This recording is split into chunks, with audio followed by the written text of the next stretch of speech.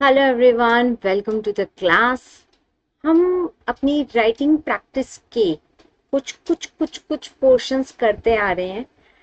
थोड़ा सा वीडियोस में डिले हो रहा है बट कोई बात नहीं।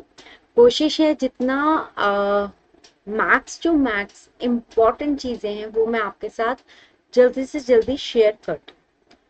ये वीडियो लॉन्ग टर्म है क्योंकि राइटिंग प्रैक्टिस एक ऐसी चीज है कि आपका क्वेश्चन क्या आएगा, आपको कैसे उसको आंसर करना है, ये चेंज नहीं होती। ठीक है, तो आज हम लोग अपना लेने जा रहे हैं LLP, limited liability partnership. Approximately 10 से 12 नंबर का ये हम मान के चलते हैं, 15 तक का भी ले लो इसकी गैसिंग। 15 नंबर कहीं नहीं गए इस चैप्टर के। तो आज की वीडियो में मैंने मैक्सिमम 5 आरटीपीज लगा लो, कुछ 18 के भी क्वेश्चन है, कुछ 19 के भी हैं। तो 2024 में अभी हम चल भी रहे हैं, उस हिसाब से अगर हम बैक करें तो 6 साल 5-6 साल के आरटीपी के मैंने सेलेक्टिव क्वेश्चंस लिए हैं। अब इसका पर्पस क्या रहेगा, देखो आज की क्लास में जो हम LLP के RTP के क्वेश्चंस करेंगे, आप ये समझ लो आपकी पूरी LLP ही रिवाइज है और इसके दायरे के बाहर कोई क्वेश्चनर नहीं आएगा। अगर कहते हैं कोई एक आधा क्वेश्चन छूट भी जाता है बट मैक्सिमम क्राइटेरिया इसी में से आने के चांसेस है। Again I am saying, law के अंदर कंसेप्ट का रोल है। Concept clarity is of first thing. Second, how to present your concept in the examination hall. So ये दो सिनारियोस को हमें एड ऑन करके अपनी राइटिंग प्रैक्टिस को परफेक्ट करना है ताकि हम बहुत अच्छे से अच्छे नंबर क्या कर सके, गेन कर सके। आ जाइए जी, ये है हमारे कुछ आज के क्वेश्चन। हाँ, ओके, थोड़ी सी मैं स्क्रीन बड़ी कर देती हूँ। 12 क्वेश्चन है तो मुझे नहीं लगता कोई ज्यादा बड़ी चीज है। 12 क्वेश्चन है, बहुत इजीली हो जाते हैं। रिपीटेटिव क्वेश्चंस भी इसमें आपको दिखेंगे 12 के अंदर भी। पहला क्वेश्चन लेते हैं, state the essential elements of incorporate a LLP RTP नवंबर 2018 का क्वेश्चन है। देखो बहुत सिंपल सा कंसेप्ट है। एक होती है हमारी पार्टनरशिप, दूसरी होती है हमारी limited liability partnership. Limited liability partnership somehow is a, likewise we can say that we are forming a company because there is a proper compliances which we need to follow and properly applied on the LLP when we are forming that or when we are dissolving that. And second thing, when we are running our LLP, that time also there are some compliances which we have to follow time to time basis. But in a partnership ये rule नहीं होता। ठीक है, partnership oral भी हो सकती है, return भी हो सकती है, किसी भी सिनारियो में हो सकती है। ठीक है, डिफरेंस बिटवीन भी अभी करेंगे। सेकंड क्वेश्चन वही है। तो पहला लेते हैं, essential elements of the incorporate LLP। Direct question है, डायरेक्ट आंसर लिखना है, कुछ भी किंतु परंतु हमको इसमें नहीं करना। आ जाओ जी, सेम फॉर्मेट। जब भी एग्जाम के अंदर आंसर चूज करोगे तो आपको यहाँ पे हाईलाइट कर देना है that this is your answering number 1। Answer number 1 है LLP। सो ऐसा नहीं है सीधा शुरू कर दिया essentials to incorporate an LLP। No, you have to write properly to incorporate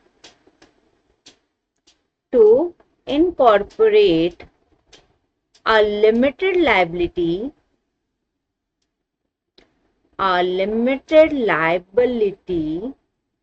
partnership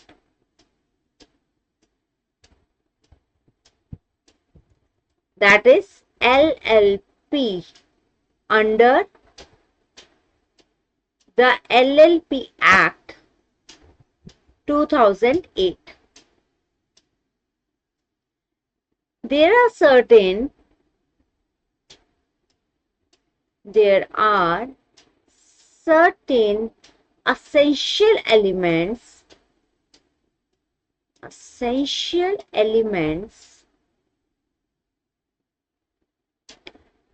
must be, देखो ये ऐसे वर्ड्स बिल्कुल हाईलाइट करो, कैपिटल में लिख दो बीच में, कोई दिक्कत नहीं है। इंस्टीट्यूट ने कहीं पे भी ये गाइडलाइंस में नहीं दिया हुआ है कि तुम कैपिटल लेटर का या अंडरलाइन वर्ड्स का उपयोग नहीं कर सकते, तुम कर सकते हो, ठीक है ना। There are certain essential elements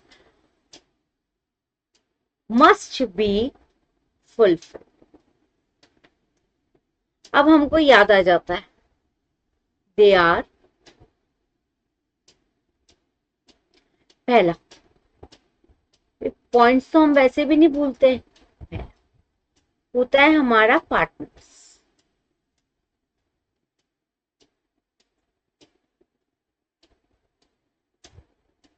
partners के अंदर हम एक सीधा पॉइंट लिख देंगे, मिनिमम एंड मैक्सिमम वाला। पार्टनर्स हो गया first. An LLP must have at least 2 partners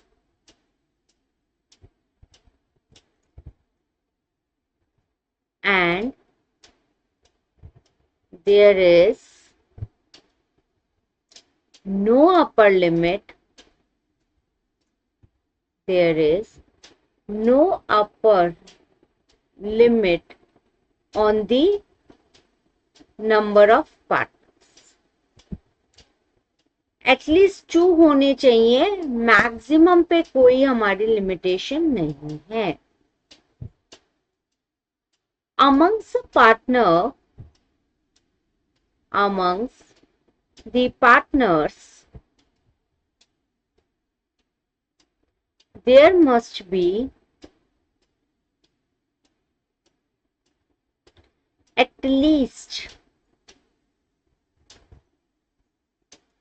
least 2 are designated partners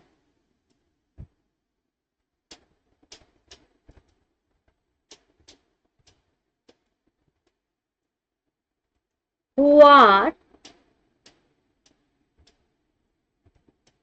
are individual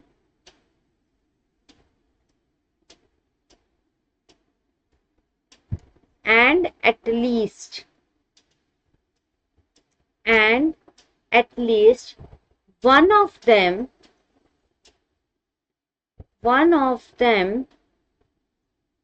should be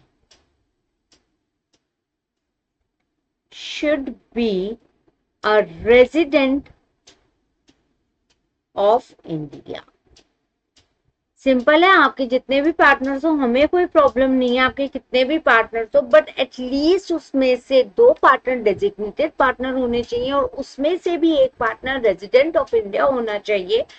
क्यों डेजिग्नेटेड पार्टनर की जरूरत होती है? क्योंकि जब भी हम कंप्लायंसेस को फॉलो कर रहे हैं तो कंप्लायंसेस में डेजिग्नेटेड पार्टनर के सिग्नेचर मस्ट होते हैं। लीगल रिक्वायरमेंट्स के लिए हमको 2 डेजिग्नेटेड पार्टनर चाहिए amongst from the list of the all the partners.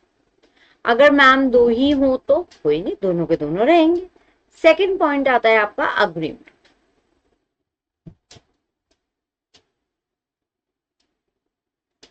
Agreement is essential for the LLP. Yes, definitely. An LLP agreement must be executed, and LLP agreement must be executed between the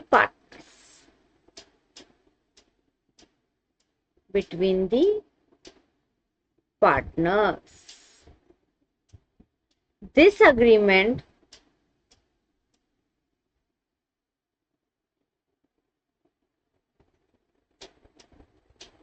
governs the mutual rights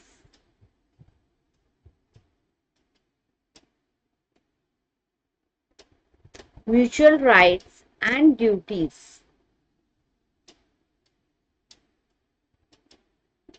of the partners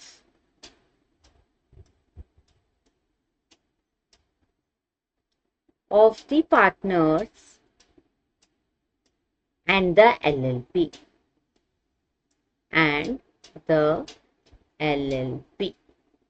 properly specify होना चाहिए कि LLP और partners में basically क्या क्या रहेगा। Name must be unique, properly register करवाया जाता है, पहले तो नेम अप्रूवल लेना जरूरी होता है LLP का, likewise a company. So the name of the LLP must be unique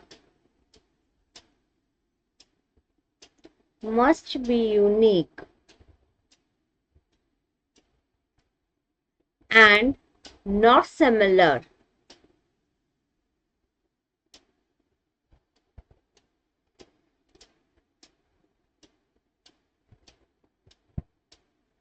to any existing company। ठीक है जी, यूनिक नेम होना चाहिए LLP का। नेक्स्ट, फोर्थ आता है आपका रजिस्टर्ड ऑफिस। एक मिनट, इसमें एक लाइन और ऐड कर लो, वो भी इंपॉर्टेंट होती है।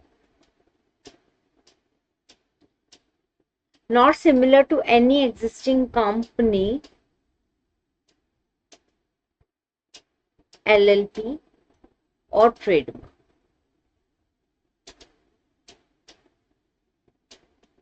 The name must end with, किसके साथ एंड होता है? That LLP और लिमिटेड लायबिलिटी पार्टनरशिप। ये होना बहुत ही ज्यादा जरूरी होता है। अगर आपकी LLP के बाद LLP या limited liability partnership not defined है, नहीं होगा, पहली बात तो नेम अप्रूवल ही नहीं मिलेगा, और ये तो बिल्कुल कंपलसरी होता ही होता है as per legal requirement.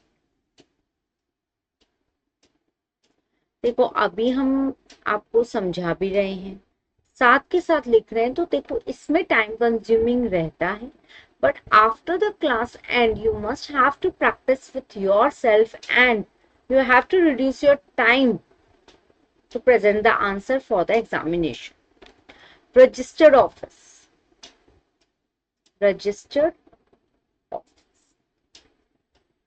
there must be a proper defined registered office for the LLP. The LLP must have a registered office,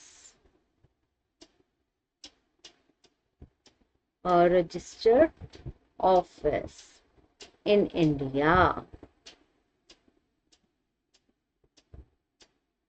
Okay.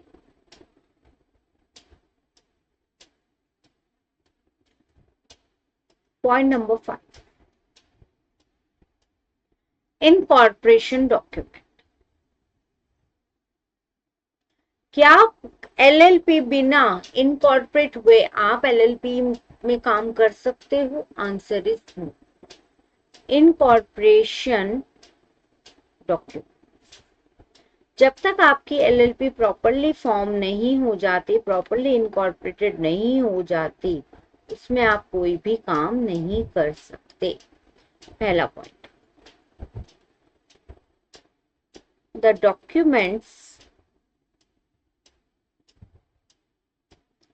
documents must be filed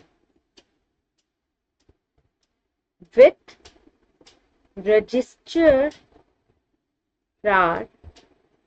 of companies, जिसको हम शॉर्ट में बोलते हैं ROC। जिस भी state से आप belong करते हो, लाइकवाइज दिल्ली, तो दिल्ली का ROC ऑफिस में आपके डॉक्यूमेंट रजिस्टर्ड करे जाएंगे। अगर आप कहीं और हैं like suppose you are from Maharashtra, तो आपका मुंबई में आरओसी ऑफिस रहेगा। तो जैसी स्टेट है जहाँ पे उस स्टेट का आरओसी ऑफिस रिसेंबल करेगा, वहां पे आपके इनकॉर्पोरेशन के डॉक्यूमेंट सबमिट होते हैं। The documents the documents must be filed with the ROC in the prescribed form. In the prescribed form, along with the required fees.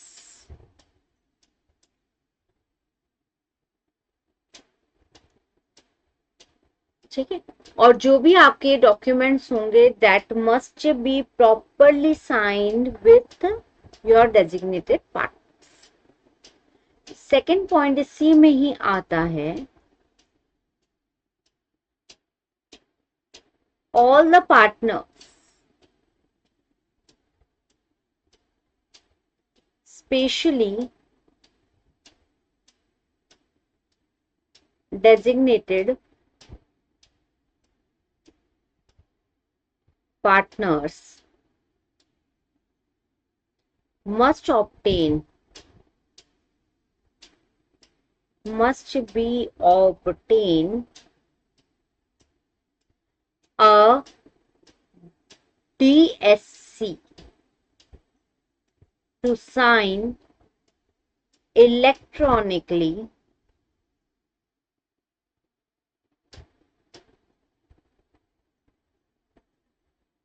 to documents in the documents। फिर उसके बाद वो submit हो जाते हैं आपके पास आरओसी के पास। बेसिकली हम जब एसेंशियल फीचर्स लिख रहे हैं, इसी में हमारे सारे आपका प्रोसीजर भी आ जाए। Certificate of incorporation, certificate of incorporation, जब आपके ये इनकॉर्पोरेशन के सर्टिफिकेट अप्रूव्ड हो जाए बाय आरओसी के, आपके डॉक्यूमेंट्स में कहीं पे भी आपसे कोई गलती नहीं हुई है, उस केस में आपको क्या मिल जाएगा, सर्टिफिकेट मिल जाएगा that your LLP is properly incorporated, और अब आप अपने काम कर सकते हैं। जिस भी पर्पस के लिए आपने एलएलपी फॉर्म करी है। आ जाइए वंस, अब देखो इसमें अभी तक मैंने जहां तक आंसर लिखा है, मैंने कुछ भी ना याद किया हुआ है, ना मैंने कोई रट्टा मारा हुआ है, बट हाँ मुझे प्रैक्टिकली पता है, तो मैंने उसको एक आंसर के फॉर्म में लिखा। कुछ अलग नहीं होता लॉ में, मतलब इतना ज्यादा हमें हवा मचा रखा है हमने लॉ का कि लॉ लॉ लॉ, कुछ नहीं है। Whatever you are reading, what is your concept clarity, you have to write down in your words. Okay, once a incorporation documents are verified and approved by the ROC, then they issued a certificate of incorporation,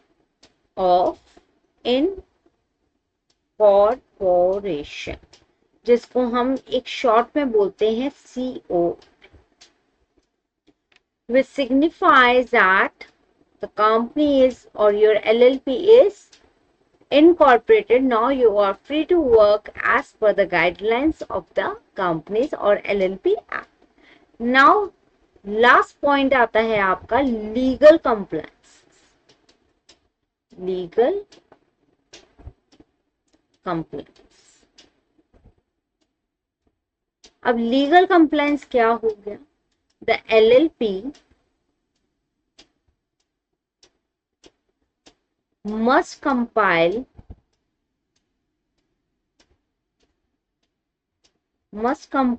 with all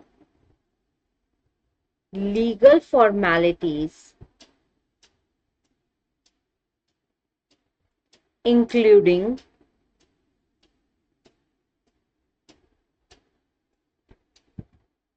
filing annual return,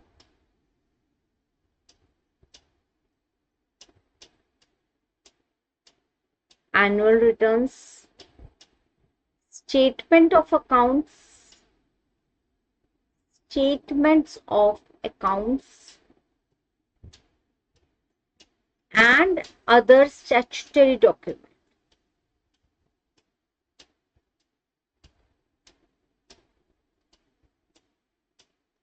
अब इसमें कोई difference, last में आप चाहो तो conclusion लिख सकते हो, like incorporate of an LLP is an essential to have at least 2 partners. They from them there must be designated partners too. They must have their DSC and they have to incorporate their LLP first by forming the name, and when the name is approved then they have to create the agreement, and that agreement should be submitted to the ROC, and when the ROC approved that, they will issue a certificate of incorporation towards the LLP. Then LLP are legally bound to perform their work for which purpose they form that LLP. ये last में conclusion लिख सकते हो, ठीक है।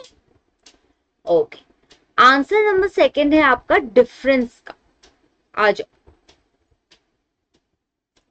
Answer number second है आपका difference, differentiate between LLP and partnership firm. See, इसके अंदर मैं एक कोशिश करूंगी कि मैं आपको ये वाला आंसर ऑलरेडी जो मैंने लिखा हुआ है, देखती हूँ शीट शेयर हो जाएगी तो I will definitely share this answer with you.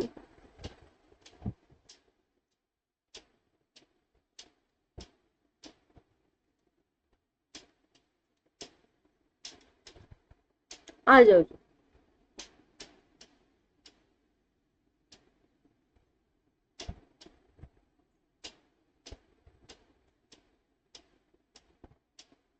आ जाओ। सेकंड जो है सीधा सीधा डिफरेंस बिटवीन बताया गया है हमको, किसका, LLP का और पार्टनरशिप फर्म का। तो हम वही लेंगे। देखो लीगल स्टेटस, सबसे पहला separate legal entity, LLP properly form होगी, उसके पास option है that they are to be called as a separate legal entity, but as per the partnership firm is concerned, firm is not a separate legal entity, it is collectively formed with the help of a partner. Okay, next is your liability. In a partnership there must be a limited liability. क्या होती है limited liability? You also can highlight this word.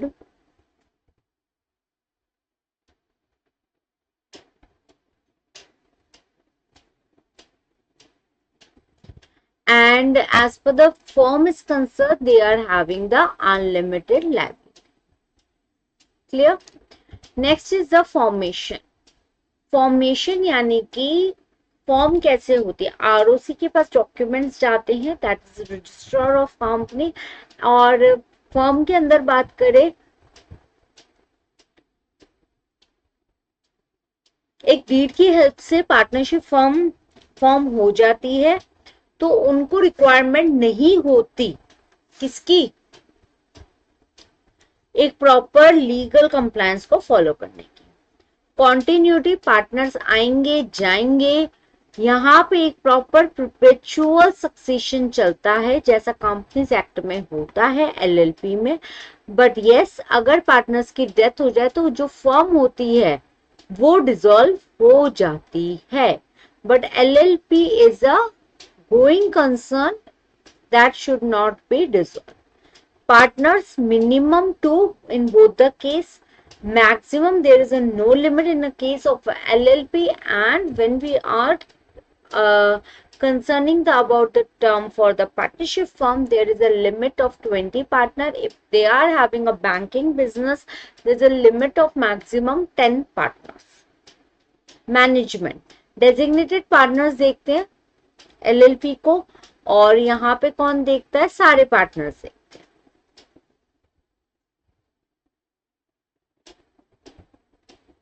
Taxation, income tax बिल्कुल applicable है LLP पे। Partnership form पे separate entity की तरह होगा, और पार्टनर्स पे इंडिविजुअली जाएगा शेयर्स ऑफ प्रॉफिट का। ट्रांसफरेबिलिटी ऑफ इंटरेस्ट, सारे पार्टनर्स की कंसर्ट लेके एलएलपी में तभी अपना इंटरेस्ट ट्रांसफर किया जाता है, बट पार्टनरशिप फर्म में ऐसा कोई रूल नहीं है। In a partnership firm the person can not transferred without the consent of all the partners. Compliance requirement, इसके अंदर बहुत सारे कंप्लायंसेस होते हैं एलएलपी में, उस पर कम होते हैं, और टाइम टू टाइम दोनों फॉलो करना है। डिसोल्यूशन प्रोसेस एलएलपी का भी प्रॉपर्ली डिफाइन है, बट इसके अंदर आरओसी का रोल रहेगा। जब हम कंपनी को एलएलपी को बनाने में आरओसी को ला रहे हैं, तो जब हम एलएलपी खत्म कर रहे हैं तब भी आरओसी का रोल रहेगा। अ partnership firm can be dissolve more easily, mutually agreement करो, फर्म को डिसॉल्व करो। ये आपके आ गए हैं डिफरेंस बिटवीन ट्रेडिशनल पार्टनरशिप और एलएलपी, यही जाएगा। पार्टनरशिप फर्म एंड एलएलपी, यही डिफरेंस बिटवीन जाएगा। क्लियर?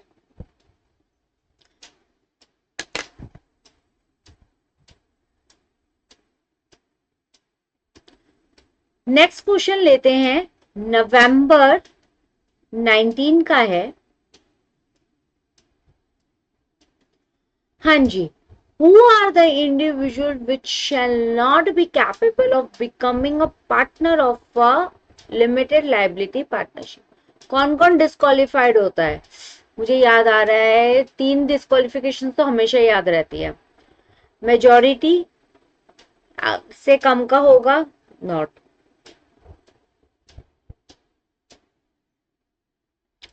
अनसाउंड माइंड होगा, नहीं होगा। डिस्क्वालिफाइड होगा तो नहीं होगा। उसके अलावा भी कुछ है क्या? आ जाओ जी, ये क्वेश्चन भी डायरेक्ट है।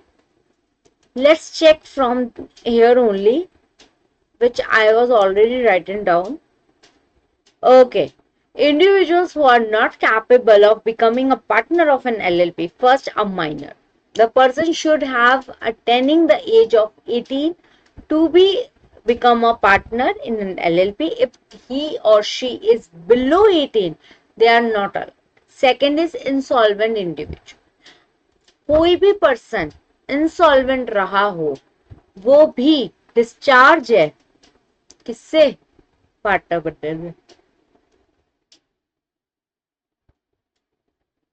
Next is your unsound mind, दिमागी हालत वगैरह ठीक नहीं है, not allowed. Disqualified by law, किसी भी एक्ट में अगर वो पर्सन डिस्क्वालिफाई है तो वो भी पार्टनर नहीं बन सकता। अनडिस्चार्ज कंटेंट, किसी भी तरीके की इम्प्रिजनमेंट 6 महीने से ज्यादा की हो रखी होगी तो भी उनको पार्टनर बनाने में वो डिस्क्वालिफाइड रहेंगे। उसके अलावा जो भी इम्पोर्टेंट स्टैट्यूटरी डिस्क्वालिफिकेशन है, जो भी प्रिस्क्राइब्ड होती है, या देखो law is a changing, time to time law में भी चेंजेस आते हैं, और किसी अलग टाइप का हमको अगर कोई डिस्क्वालिफिकेशन दिखता है, and that should be a proper mandatory disqualification, that is also a part of the disqualification. Next question, effect of registration. Same question जाएगा, वही वाला जो भी करा। सेपरेट लीगल एंटिटी बनती है, परपेचुअल सक्सेशन होता है, पार्टनर्स की जो लाइबिलिटी होती है दैट शुड बी अनलिमिटेड। अगर एक एलएलपी आपकी क्या रहेगी, रजिस्टर्ड होगी, तो क्या होगा, आप किसी को स्यू कर सकते हो और आपको भी कोई स्यू कर सकता है। Obviously you are registered. LLP agreement में प्रॉपर राइट्स एंड ऑब्लिगेशंस होने चाहिए, टैक्सेशन लगता ही लगता है, वही सारे पॉइंट्स आ गए हैं जो आपने डिफरेंस बिटवीन में करे थे। कंप्लायंस रिक्वायरमेंट बिल्कुल होती है, कंटिन्यू रहेगा business no matter who are coming who are not coming in a firm. Ownership बिल्कुल रहेगी, ठीक है जी।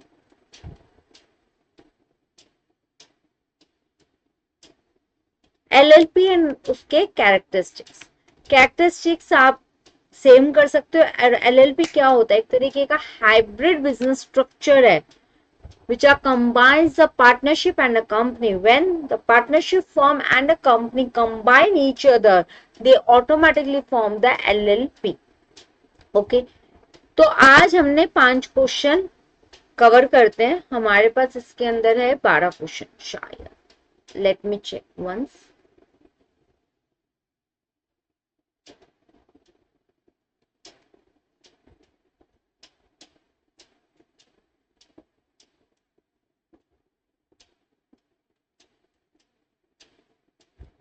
We are having 12 questions of this RTP. So today we are covering the 5 questions. Okay. Next question हम next class में लेंगे, ठीक है। उसके बाद कोशिश रहेगी आपको कंपनीज एक्ट को भी मैं इस तरीके से लाऊं। अगर वीडियोस अच्छी लग रही हैं so please please please share with your friends. Second, अगर वीडियोस अच्छी लग रही हैं तो जरूर कमेंट करके अपना फीडबैक जरूर दीजिएगा। और अगर आप चाहते हो और भी सारे एक्ट्स के मैं इस तरीके से आरटीपी क्वेश्चंस निकाल के लाऊं, लेट मी नो। और ये क्लास कोई भी बच्चे जनवरी अटेम्प्ट का भी देख सकता है। तो आपको भी अगर ऐसा कोई चेंजेस फील हो रहा है कि हाँ मैम आप इस तरीके से ले आओ, इस तरीके से करो, तो कमेंट करना मत भूलना। आज की क्लास में हमने 5 क्वेश्चन करे हैं and this 5 are very similar to each other. Okay, तो इनको जरूर रिवाइज करो, खुद से लिखने की कोशिश करो और उसके साथ साथ जो भी आपका फीडबैक है जरूर दो। And next, don't forget to like, share and subscribe the channel. Also, I'm welcoming you all on my Telegram channel, that is Learn with Shweta, for all the updates of the upcoming classes. So, bye for now. Meet you in the next class. Keep revising and keep updating yourself. Okay ji, bye, take care.